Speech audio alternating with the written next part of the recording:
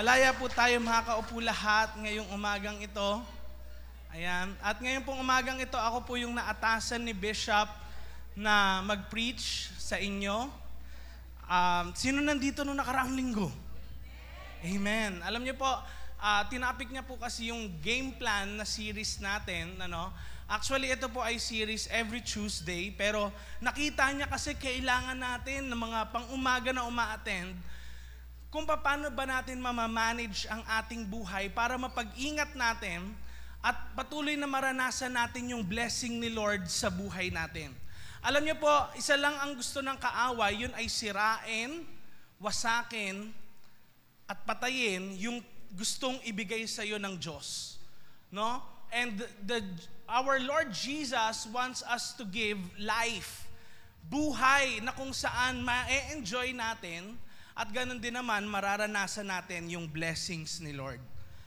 Kaya ngayon, ang theme natin ay game plan. Sabihin nga natin, game plan.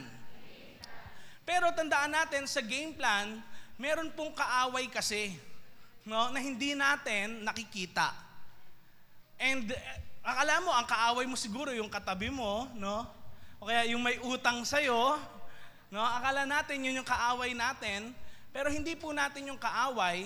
Ang kaaway natin ay si Satanas at ang kanyang mga diablo o demonyo.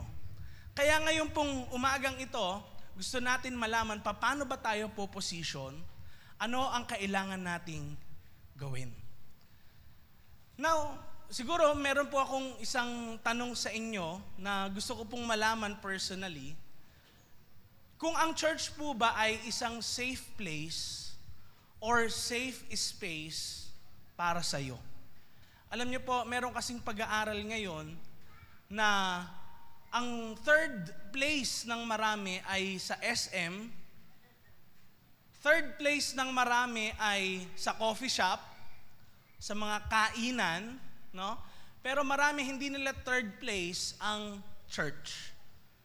First place nila ang bahay, pero doon sila nakakaranas ng pressure dahil sa dami ng ginagawa, may inaalaga ang mga anak, no? O kaya kung anak ka naman, nako-compare ka sa iba. O kaya ikaw naman mismo, ang second place mo, work, trabaho, no? Yun yung lagi mong ginagawa. Pero sa work mo, lagi kang pressured ka ng boss mo. O kaya sa school, yun naman yung second place mo dahil ikaw ay nag-aaral, pressured ka rin dahil yun yung lagi mong ginagawa. At meron kang assignments, ang dami mong ginagawa here and there, pero baka hindi natin safe place or safe space ang church. Baka dito pa natin madalas nararanasan yung mga negative na mga bagay. Pero po, gusto nating mabago yun. Amen? Ang game plan number 1 natin, kasama po ng sinabi ni Bishop last week na sundin ang kalooban ng Diyos ay avoid toxic people. Sabihin nga natin, avoid toxic people. Pag sinabi pong toxic, yan yung nakakasama. Mga bagay na damaging, nakakasira. Pwedeng nandiyan yan, hinahayaan lang natin, pero pag nagtagal, pwedeng makasira sa atin. Naintindihan po? Yun po ang toxic. Ano? Now, meron pong instance in the Bible sa 1 Kings chapter 2 verses 1 to 46 na kung saan magta-transition kasi yung kaharian. Kaharian ni David, tinatransfer niya na yung authority na maging hari kay Solomon. Si Solomon po ay hindi panganay na anak ni David. Si David po ay marami pang mga anak. Si Solomon lang ang isa sa mga yon. Pero, sa mga transition ng authority, pagdating sa kaharian, alam niyo po, maraming issues. Kung naiisip ho natin na merong transition, meron ding persecution. Ibig sabihin, merong mag-o-oppose sa next authority. No? And ngayon, pinapakitaan tayo ng chapter na ito na kung saan kailangan nating mag-ingat kung nasa bagong taon na tayo ng Jewish New Year ngayon. Merong bagong transition, bagong season na kung saan dapat pag-ingatan din natin ang ating mga buhay. Yun ay to avoid toxic people. Now, paano ba natin po may iwasan ang toxicity? Paano ba natin ito may iwasan na maranasan natin na merong mga toxic pwede na mga tao sa buhay natin? O kaya baka tayo rin mismo may mga toxic na ugali. No? Akala natin nakakatulong tayo sa iba, pero baka tayo mismo yung hindi. So ito po, number 1, paano ba natin maiiwasan ang toxicity? Sabay-sabay nating basahin. 1, 2, 3, go. Recognize toxic patterns early. Maaga pa lang, kailangan malaman mo na yung toxic pattern.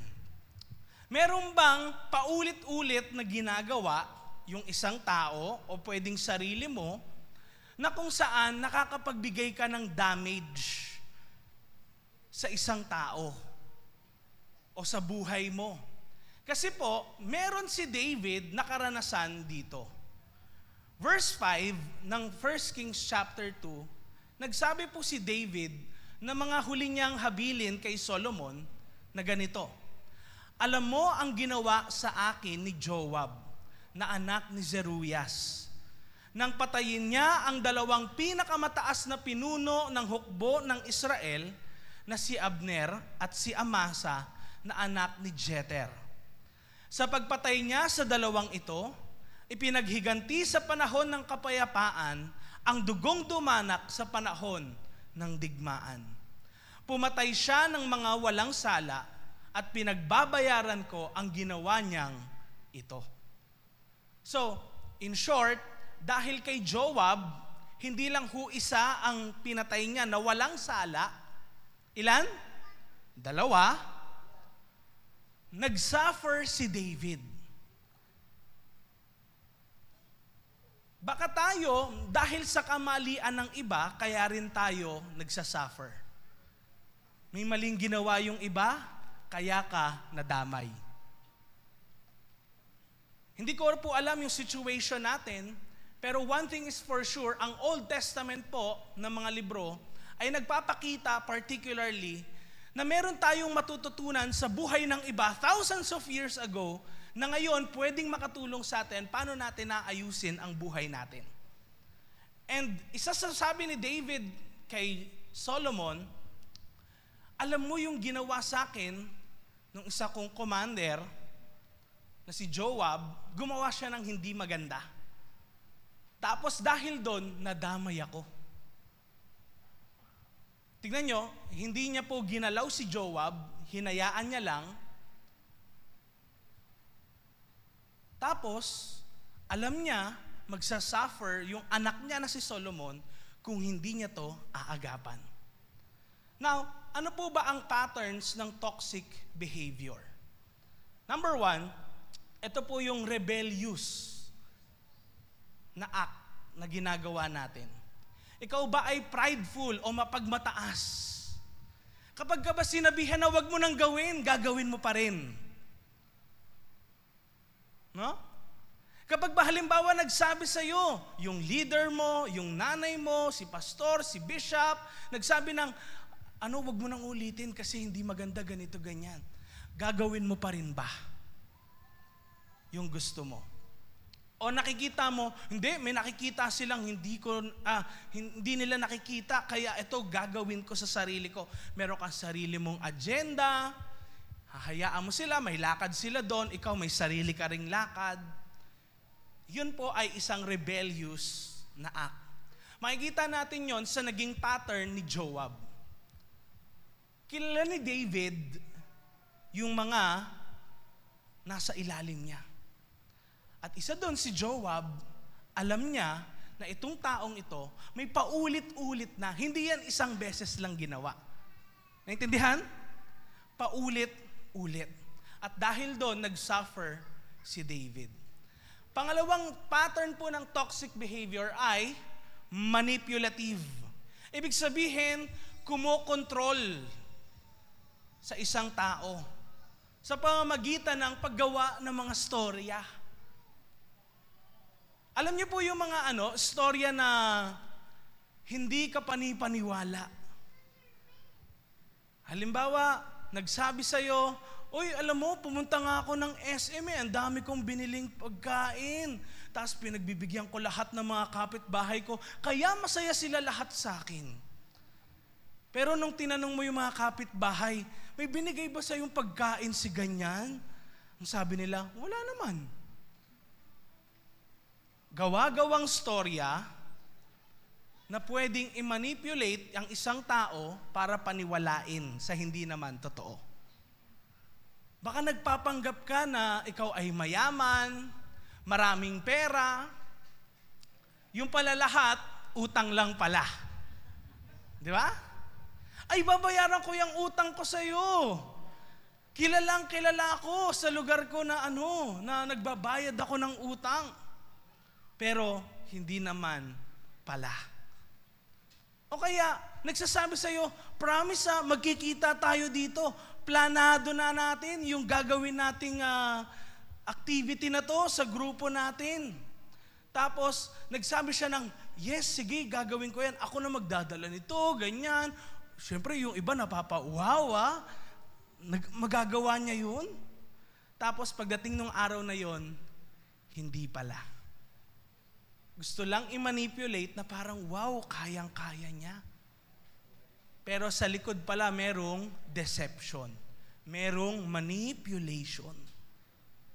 Para mapakita na as if ang ganda ng imahe mo. Kaya halimbawa, nagsabi na, "Ilan yung nagiging connect group mo ngayon?" "Ay, madami po sila. Umabot po ng 20, pastor."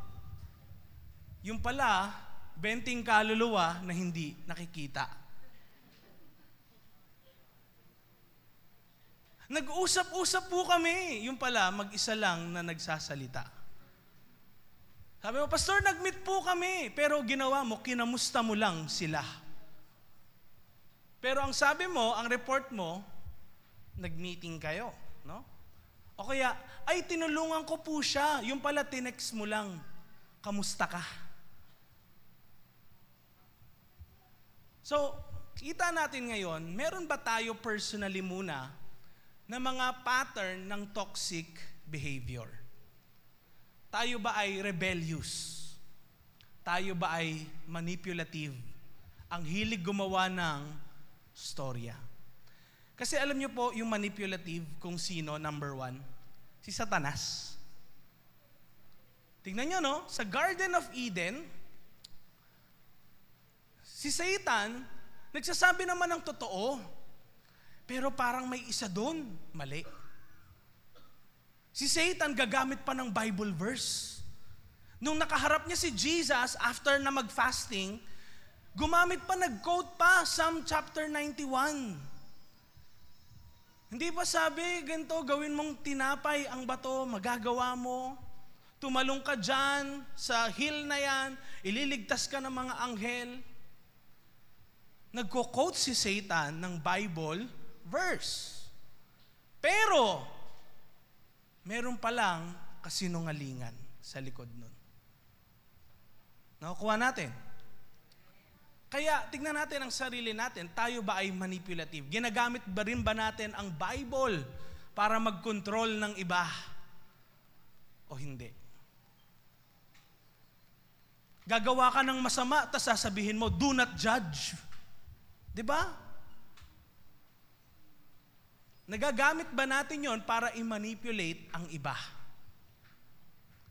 Kaya tingnan natin ang toxic behavior na to, bakit nga ba hindi natin nararanasan yung pag-level up sa atin ng Diyos para umangat ang ating pamumuhay at ang ating buhay espiritual. Baka mamaya hanggang ngayon meron tayong unang dalawa pa lang na to, no, na toxic pattern sa buhay natin. Pangatlo po ay ating basahin, 1, 2, 3, go! Violent behavior. Ano yung violent? Sa Tagalog po, bayolente. Huwag natin isipin basta-basta physical lang. Okay? Pwede ring verbal. Mga salita na lumalabas sa bibig mo. Sabi mo sa katabi mo, mag-ingat ka sa bibig mo. Baka mamaya, hindi ho natin alam, nagsasalita tayo ng mga hindi magaganda. Natural na lang sa atin magmura, natural na lang sa atin magsalita ng masasakit na mga salita, na kahit totoo naman, sasabihin talaga natin point blank sa kanila, rinig ng maraming tao. So, hindi porket po ganyan na totoo yung sinasabi natin, okay na. Dahil baliwala po ang katotohanan kung walang pag-ibig. Amen.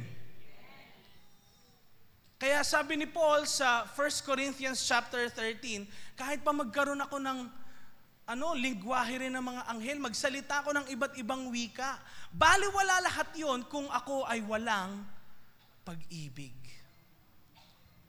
Tignan natin, paano ba tayo magsalita? Baka sinasabi mo, pastor, galing po kasi ako sa background na sigawan sa pamilya namin, hiyawan dito, hiyawan doon. Kaya po, ganito lang talaga ako magsalita. Tandaan niyo po, kung nakikita niyo sa sarili niyo yung toxic behavior na to, magpabago tayo kay Lord. Amen. Hindi po kami ang magbabago sa inyo. Tandaan niyo po yun. Wala po kahit sino man dito ang magbabago sa atin. Si Lord lang ang makakapagbago sa buhay natin. Kaya simulan na natin na magbago hindi lang sa physical natin na ginagawa, kung hindi sa salita natin. Kaya kapag halimbawa kita yung bilbil dun sa suot ng katabi mo, wag mo naman sabihin sa kanya, ang laki-laki naman ng bilbil mo. Kain ka siguro ng kain. Kanina, kakakain mo lang, Kasi baka rinig ng katabi niya, mapahiya siya. Di ba? Pwede mo rin naman sabihin sa kanyang maayos na, samahan kita, medyo malaki rin yung bilbil ko ngayon. Tara, mag-jogging naman tayo. Di ba? Next, number 4. Ano yon? Another toxic behavior ay betrayer. Ano sa Tagalog ito? Taksil. Ibig sabihin, ang isang taksil po, merong pagka-plastic. Nakangiti sa'yo ngayon. Pwede. Katabi mo ngayon. Ang ganda ng sinasabi niya sa'yo.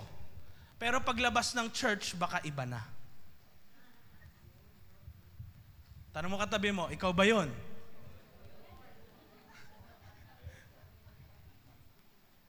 Kasi po, ang betrayer, kasama dito yung pagsisinungaling, yung chinichismis mo yung iba, hindi pa naman confirmed, chismis pa lang, para sa'yo, totoo na.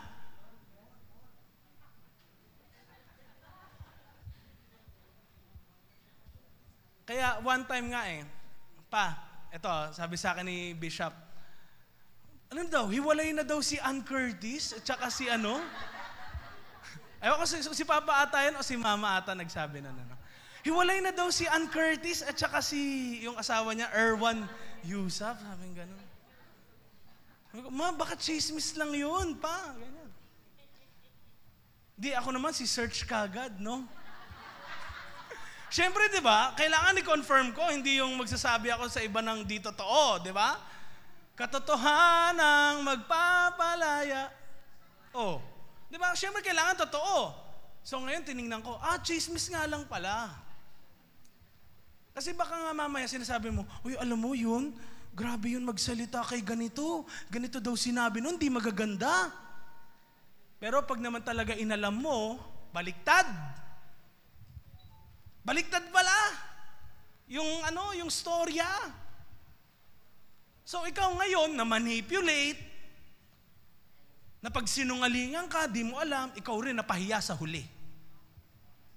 Kaya ngayon, mag-ingat tayo. Baka hinahayaan lang natin sila. Pero hindi natin alam, sa huli tayo pala madadamay sa hindi magandang bagay. Kaya mga kapatid, next slide, pay attention po sa paulit-ulit na ugali ng isang tao. Huwag na muna kayo mag-isip ng iba, tignan nyo muna sarili nyo. Amen. Bago ka mag-isip kung sino yung iba, tignan mo muna sarili mo. Teka, meron ba akong paulit-ulit dyan na ginagawa ko kasi baka mamaya ako yung toxic? Di ba? Ako pala yung, kaya pala ganito yung pamilya namin, di kami makaangat-angat, parang nasa isang pamilya nga kami dito sa isang bahay, kaya lang ang layo ng loob namin sa isa't isa, isipin mo baka ikaw yung problema. Hindi sila. Amen. Kasi kung ganon, pwede naman tayong baguhin ni Lord. Kaya nga tayo nasa church, hindi dahil sa binago na tayo, kundi tayo ay nagpapabago. Amen. Kaya kung tayo yun, Lord, sige po, ako yun, baguhin mo ko. Pero kung iba yun, mag-ingat ka, umiwas ka sa mga toxic na tao. Kasi baka sila ayaw nila magpabago. Pero ako, magpapabago ako. Kaya isipin natin kahit sa trabaho natin, next slide, wag natin hayaan na kung ikaw nachichismis ng iba, o kaya ikaw yung mismong pinagsasabihan ng lahat ng chismis. Huwag ka pang galingan ng toxic na mga bagay. Amen. Number 2, paano ba natin may iwasan ng toxicity? Don't let emotional ties cloud your judgment. Sa Tagalog, huwag niyo po hahayaan yung sa puso niyo na nararamdaman dahil meron kayong malapit na relationship sa kanila or meron kayong special treatment sa kanila. Kaya hindi mo ganoon kabigat yung gagawin mo na desisyon sa bagay na yon. Parang dahil ba kadugo mo, may utang na loob ka, di ba? Yan ang nasa mga Filipino natin na mindset. Pag may utang na loob, parang kahit mamatay ka, dala-dala mo yun. Di ba? Nakuha natin? Baka ganun, di ba?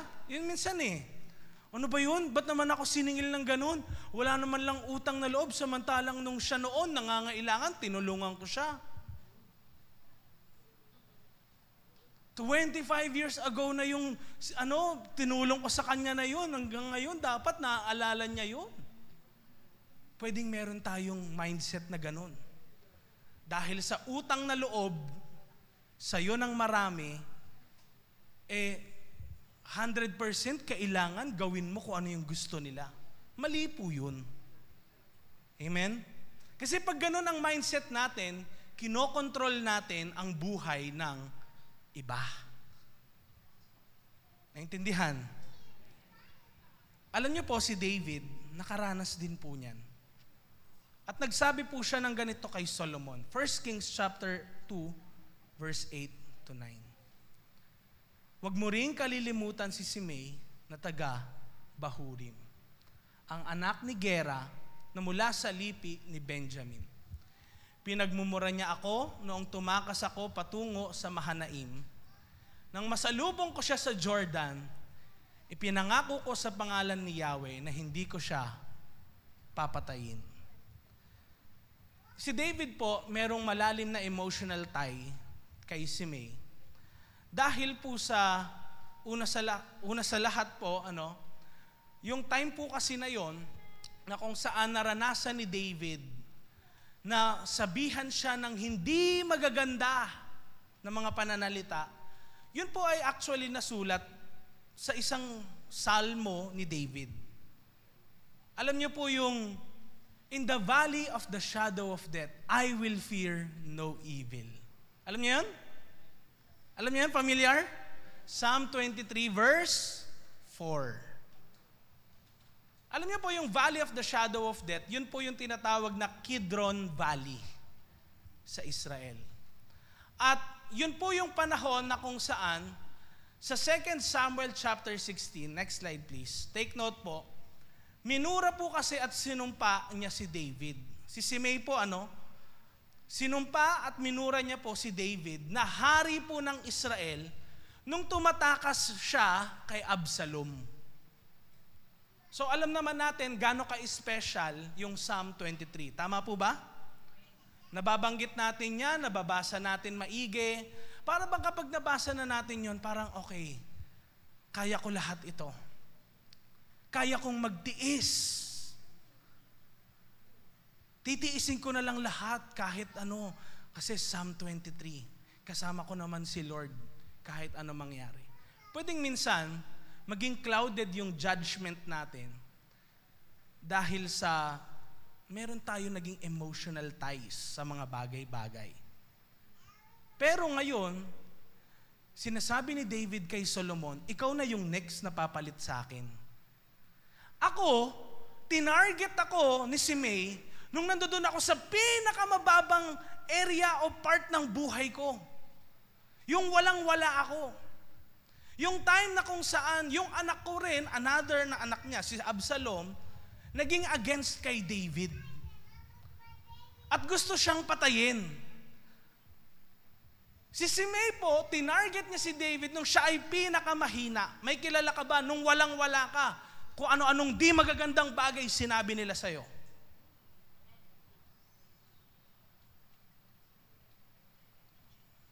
Kasi po, ganun nangyari kay David. Kung kailan okay siya, friend sila. Pero nung hindi, kung ano-ano nang di magandang sinabi. Kaya actually, yung ginawa po ni Shimei dito, isa pong malaking kamalian o kasalanan na ginawa. Dahil ito po ay injustice. Ang isang mahina, hindi mo dapat pagsamantalahan. Na mahina siya ngayon. Kaya ngayon, ito lahat ng pwede kong sabihin sa kanyang negative para mas lalong ma-down siya. Gagawin ko. Mali po yun. Kaya ngayon, next slide, kahit po nagpakita si David kay Shimei, during his reign ng biyaya, inacknowledge pa rin niya na kailangan ni Solomon i-address yung kamalian ng nakaraan para ma-maintain po yung security at integrity ng kaharian. Para sa ganun maging maayos yung reign ni Solomon, kailangan merong tanggalin. Na etong taong ito na si Shimei, nananamantala. Kung kailan merong kamalian, kung kailan nandoon sa pinakamababang part ng buhay ng tao, yun yung tina-target niya. Sino ang mga Shimei ng buhay natin? Meron ka bang Shimei sa buhay mo ngayon? O baka merong naging Shimei ka sa buhay? Ang passage po na ito, nag-highlight ngayon ng ginagawa na delikadong balanse ng mga leaders. Kasi hindi natin alam kailan ba tayo magbibigay ng biyaya, ng awa sa isang tao, tas kailan din tayo magbibigay ng kahatulan sa kanila. Kasi pwede nating sabihin na, si Jesus naman mapagmahal. Pero sabi rin naman ng Bible, siya yung magja-judge sa bawat isa sa atin. Baka nakalimutan natin na ang Diyos ay Diyos ng pag-ibig at Diyos ng justice. Kaya si David dahil nagsabi siya na sumumpa siya kay Yahweh na hindi niya gagalawin si Shimei, sinabi niya na kay Solomon. Ito yung mga taong dapat pag-ingatan mo. Ito yung mga taong dapat tanggalin mo sa buhay mo. Kung gusto mong mag-succeed sa buhay, kung gusto mong yumaman ng Israel, kung gusto mong lumaki ang kaharian ng Diyos, kailangan may tanggalin kang mga tao sa buhay mo. O kaya, hindi lang tao, ugali. Amen. Amen ba? Seryoso kayo masyado. Parang iniisip nyo na, sino nga ba yung Shimei ng buhay ko, Kaya po kung meron tayong emotional ties, napaka-memorable sa atin nung tao na yon, negative man o positive, mga kapatid, next slide, emotional ties po ay dapat hindi magpatigil sa atin para gumawa ng wise decisions para sa ating well-being. Kahit humahirap tanggalin, dapat tanggalin. Sa isa hong kumpanya, nung ako po ay nag-OJT pa lang noon, sinasama po kami ng HR manager namin, na boss namin sa isang company. Kapag halimbawa, mag-i-interview sila ng isang empleyado na hindi naman pumapasok, tapos, iiyak po dun sa interview na yon, sa exit interview, sasabihin na, please naman po, meron pa po akong binubuhay na ganito, ganyan, etc. Pero sabi ng HR manager, kahit kasi meron tayong gano'n na gusto natin silang tulungan, sometimes kailangan natin silang ilayo sa kumpanya para umangat yung kumpanya natin. Hindi yung hayaan lang natin sila tapos wala naman pala silang kino-contribute sa company, ayaw naman nila magtrabaho, in-interview ng HR manager yung mga tao dun sa lugar nila, puro kasinungalingan pala sinasabi. So sa madaling salita, kailangan mag-ingat tayo. Amen? Sabihin mo sa katabi mo, avoid toxic people.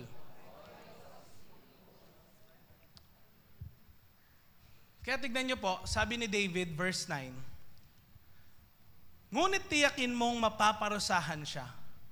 Matalino kang tao. Sabi mo sa katabi mo, matalino kang tao.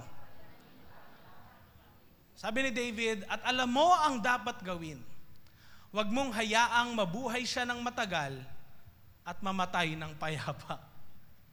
So kung titignan natin, alam niyo po, pwedeng sabihin natin, grabe naman, bakit papatayin? Bakit ganyan? Ang culture po nila, iba sa culture natin ngayon. Ngayon ho kasi, ang world, majority, Christianity. Intindihan? Noon hindi. At ganoon din naman, noon po, talagang ang mga tao, stubborn, prideful, ayaw magbago. Kaya tignan nyo, di ba, ang bansang Israel, bakit kahit natatag ang bansang Israel, sila ay sinakop pa rin ng ibang mga bansa. Hinayaan ni Lord na masakop dahil ang Israel ayaw sumunod kay Yahweh. Eh yun yung natapik ni Bishop last week, di ba? Nasundin ang kalooban ng Diyos. Ayaw nila. So, kapag ayaw sundin, hinahayaan ni Lord ang kapahamakan. Kaya po, huwag nating isipin na kapag halimbawa tayo ay hindi o gagawa ng isang bagay na katulad ng sinabi ko po, lalayo ka sa isang tao, hindi ibig sabihin ho nun nagkokos ka ng division. Hindi ho ibig sabihin nun, hindi mo na sila babatiin sa church. Pwede mong good morningan na lang, pero yung dating close na close kayo, tapos lahat na lang ng bagay pinag-uusapan ninyo, kahit yung chismis sa iba, iwasan ho natin. Amen?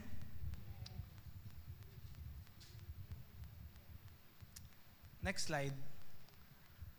It's okay po to forgive people. Okay lang, patawarin mo yung mga tao sa ginawa nila. Pero hindi po ibig sabihin ng forgiveness, hahayaan natin yung toxic na behavior na mag-continue. Tingnan nyo, sabi ni Jesus dun sa babaeng nangalunya, di ba? Go and sin no more. Pati dun sa man born blind. Nung gumaling, anong sabi ni Jesus? Go and sin no more. Kung nagpatawad ka, hindi ibig sabihin nun, pinatawad ko na siya, kaya sige, pwede niya palang gawin ulit sa'yo. Hindi ganun. Ang pagpapatawad, okay, pinatawad na kita, wag mo nang uulitin. Amen. Kaya sometimes po, wisdom means creating distance. Ibig sabihin, dumistansya ka. May certain line ngayon. Kung makikipag-usap ako sa iyo, tapos pag-uusapan natin ibang tao, teka, may linya na ako ngayon. Hindi tayo mag-uusap ngayon at pag-uusapan natin ibang tao. Kasi, dati na nangyari sa atin, puro pinag-uusapan natin, chismis. Nakuha natin? Kung halimbawa dati rin, may nangutang sa iyo, tapos hindi nagbayad, pinatawad mo na, sige, umatin ka na sa church, tapos umatin, di ba? Tapos, nangutang ulit. Sabihin mo na, sorry, pero may linya na ako ngayon. Pinatawad na kita noon, pero hindi na kita papautangin ulit. Nakuha natin? Kasi nga, wisdom means creating distance. Kaya, importante yan sa atin. Number 3 na point natin ay set firm boundaries. Kailangan merong line, may linya, na hindi dapat i-cross ng mga tao sa'yo. Kasi si Solomon din, naranasan niya po ito. Si Solomon po ay merong nanay. Kung paanong may nanay ang bawat isa sa atin dito. Pero yung nanay niya, napaka-familiar sa atin. Sino po? Si Bathsheba. Now, si Solomon po, katulad ng sinabi ko kanina, hindi siya nag-iisang anak. Marami pa pong anak si David. In short, maraming kapatid si Solomon sa ibang mga nanay. At isa po doon, si Adonijah. Sabihin nga natin, Adonijah. Si Adonijah po, siya po ay, sabi ng marami, panganay sa mga anak ni David o mas matanda kay Solomon. Pero actually po, si Adonijah, napakalaki po ng influence niya sa mga tao. Kumbaga kung i-compare kay Solomon yung influence niya, si Adonijah parang nasa kanya na lahat ng quality ng pagiging hari. Kaya lang, hindi siya yung pinili ni David. Nakuha natin? Hindi siya yung pinili ni David. Sino ang pinili? Si Solomon. Ngayon, si Adonijah po, pag binasa natin, yung 1 Kings 2, verse 13 to 25, ni-request po ni Adonijah si Abishag na maging wife ni Adonijah. Si Abishag po, kung maaalala po ninyo, si David po, bago siya mamatay, may nag-alaga po sa kanya na babae. Yun po ay si Abishag. Okay? Na hindi niya po ginalaw yon ever, no? Yon. So ngayon sabi ni Adonijah, gusto ko sanang maging asawa si Abishag. Pero si Abishag ngayon, dahil nga namatay si David, hinihiling ngayon ni Adonijah na kunin yun, yung asawa na yun ni David.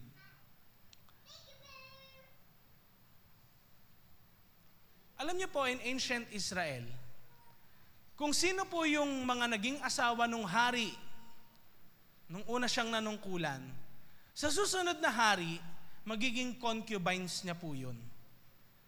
Kasi po noon, hindi po pwedeng tumayo sa sarili nilang paa ang mga babae. Bakit? Wala pong magiging source ng income ang mga babae kung wala silang magiging asawang lalaki. At ang mga babae din po na yon noon, huwag niyo pong isipin na parang, ay mababa sila sa society. Na basta-basta ganon, no? Mababa yung tingin. Pagdating po sa mga hari, sila po ay prized possession. Bakit? Dahil kung sino man po yung merong napangasawa niya yung asawa ng hari ng nakaraan, meron po silang hold, meron silang kapit dun sa pagiging hari na next in line. Nakuha natin? Kaya po lahat ng mga naging asawa ni Solomon, naging asawa ni David. Ni Saul. Naging asawa ni David. At lahat na naging asawa ni David at ni Saul, naging asawa ni Solomon. Kaya po, napakaraming asawa ni Solomon din. No? Ganun ho ang tradition nila sa ancient Israel. So ngayon si Adonijah, ano ibig sabihin nito? Na isang asawa ni David, gusto niyang maging asawa. Gusto niyang magkaroon ng kapit sa trono. Naintindihan ho? Naintindihan natin lahat sa taas. So, kung maalala niyo po kanina, nabanggit ko si Absalom. Sabihin nga natin, Absalom. Si Absalom po, kung maalala po ninyo, siya po ay sumiping sa mga asawa ni David. Bakit? Para ipakita sa buong Israel na ako, meron akong hold sa trono. Naintindihan natin yun? So, ganun po yung pinakita niya. Kaya nung una pong panahon, pagdating sa mga hari, ang mga babae ay prized possession. Next slide. Ay, ito na pala. Ayan, sa culture po nila, kapag ang concubine ng dating hari ay naging asawa ng isang tao, ang taong yon ay may claim sa throne bilang hari. Symbol ito ng pag-transfer ng power and authority. Nilapitan ni Adonijah, sino? Ang nanay ni Solomon na si Bathsheba. Mother-in-law. Baka naman po pwedeng ninyong sabihin kay Solomon na ibigay niya sa akin si Abishag para mapangasawa ko. Siyempre, ito naman si Bathsheba, dahil nilapitan siya, ang bait naman ni Adonijah, sige nga, ako nga lalapit ako kay Solomon, sasabihin ko yan. Tignan nyo ngayon. Nung nilapitan ni Bathsheba si Solomon, ito po sagot ni Solomon sa kanya. 1 Kings 2 verse 22. Sabay-sabay nating basahin. 1, 2, 3, go. Sumagot si Haring Solomon sa kanyang ina, at bakit po ninyo hiniling si Abisag para kay Adonias? Bakit hindi rin ninyo hilinging ibigay ko sa kanya ang trono, sapagkat nakakatandang kapatid ko siya, at nasa panig niya ang paring si Abiatar at si Joab na anak ni Zeruias? Hindi po porkit may lumapit sa atin na mahal natin sa buhay, pagbibigyan natin agad-agad. Naintindihan po? Naintindihan po? Dahil baka mamaya, akala natin, kahit mahal natin sa buhay, pwedeng sila, hindi nila naiintindihan kung paano namamanipulate na rin sila ng iba. Si Bathsheba ngayon na-manipulate ni Adonijah. Na ito pala, tandaan natin, si David, nagbilin, di ba, kay Solomon, tungkol kanino? Kay Joab. Si Joab pala, kapartner ni Adonijah. Nasa panig daw, ito na yung sabi ni Solomon sa huling line, no? At nasa panig niya, ni Adonijah po, ang paring si Abiatar at si Joab na anak ni Zeruias. So in short, meron na pong power dynamics na nangyayari noon na nagkakaroon na ng labanan sa authority ng kaharian. Kailangan, sabi ni David, tanggalin mo yung mga toxic na tao habang maaga pa. Kakapanungkulan lang po ni Solomon nun. Kailangan gawin niya kung ano yung dapat gawin. Hindi next year mo pa gagawin, ngayon na. Amen.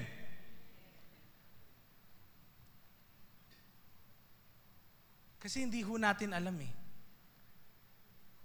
Kailan ba sa huli pala tayo magsisisi dahil sa mga maling desisyon natin sa buhay? Kaya po, matuto tayo, next slide, na magsabi ng no. Matuto ka magsabi ng no sa mga taong gusto kang kontrolin at i-manipulate.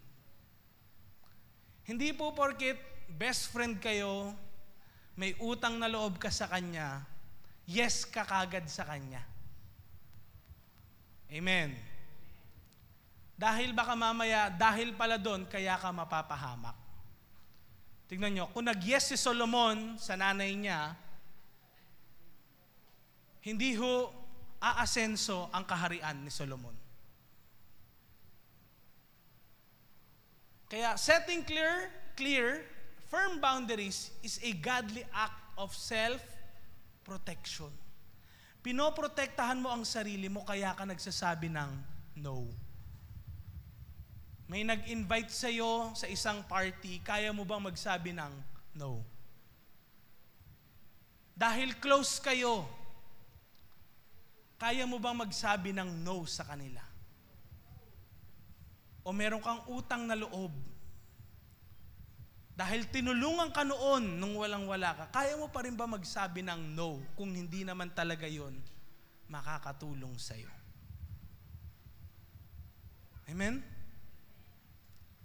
Next slide. Last but not the least, number 4. Remove toxic people when necessary. Tanggalin mo yung mga toxic na mga tao kung kinakailangan. Sa case po ni Solomon, kailangan. Dahil hindi po magiging stable ang kaharian kung wala siyang tatanggalin. Kaya anong sabi po, 1 Kings chapter 2 verse 27, ngunit tinanggal ni Solomon si Abiatar sa pagiging pari ni Yahweh. Sa gayong paraan, natupad ang sinabi ni Yahweh sa Shiloh tungkol sa angkan ni Eli, na hindi na sila magiging part ng pagkapari ni Yahweh. Ngayon, makikita natin, karapat-dapat lang pala yung naging decision ni Solomon at naayon pala sa kalooban ng Diyos, lahat iyon. Dahil nag-avoid si Solomon ng mga toxic na tao sa kanyang buhay. Next verse natin, verse 34, pinuntahan nga ni Benaiah si Joab at pinatay. Inilibing siya sa kanyang tirahang malapit sa ilang. Now, hindi ko po sinasabi dito na katulad ni Joab, papatay ho tayo ng tao. Hindi ho. Amen? Hindi ho ganon. Ibig sabihin ho, separate yourself. At yun nangyari hong pagpatay kay Joab dito, ito ho ay karapat-dapat sa kanya dahil dalawa hong walang sala yung pinatay niya. Walang kasala-sala. Pinatay niya. Justice po itong ginawa kay Joab. At wala rin naman ho tayong nakita na nabanggit ni David na nagsisisi si Joab. Actually nga, hindi nga nagsisisi. Dahil bakit? Tignan nyo. Si Solomon ang pinili ni David. Kanino kumampi si Joab? Kay Adonijah. Doon sa hindi pinili nung hari niya. In short, si Joab talaga, meron siyang rebellious attitude. Manipulative, violent, betrayer si Joab.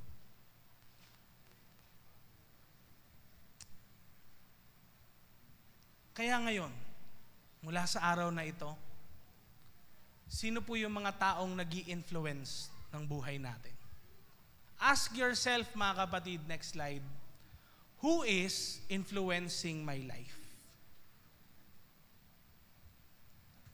Kasi kung hindi,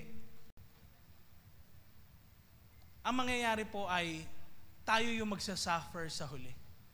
Hindi natin mararanasan yung pagpapala ng Diyos sa buhay natin. Balikan natin yung quote ko. Don't be afraid po to cut ties with people who consistently harm you.